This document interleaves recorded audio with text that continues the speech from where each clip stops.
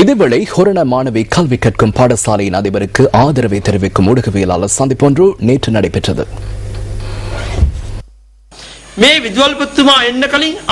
இந்த அதிபர் வருவதற்கு முன்னர் இந்த பாடசாலை நரகம் போல் இருந்தது. பாரிய அளவில் ஒழுக்க சீர்கேடும் காணப்பட்டது. அதிபரின் சட்டங்கள் சற்று பலமானவை. எனினும் அவர் இன்று ஹொரணை பிரதேசத்தில் உள்ள பிரபல பாடசாலையாக இந்த பாடசாலையை மாற்றியுள்ளார். இதனால் இந்த பாடசாலைக்கு பாதிப்பு ஏற்பட இடமளிக்க முடியாது. பார்லிமெண்ட் உறுப்பினர் விதுர விக்ரமநாயக்க வெளியிட்டிருந்த கருத்து தொடர்பிலும் இதன் போது பதில் அளிக்கப்பட்டது.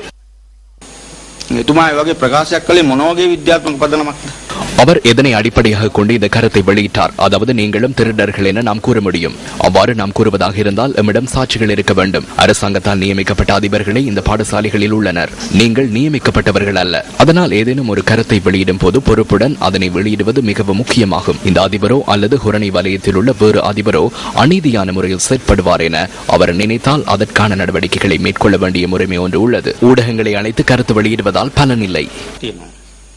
නිකම් මාධ්‍ය කැඳවලා අදහස් ප්‍රකාශ කළා හරියන්නේ නැහැ.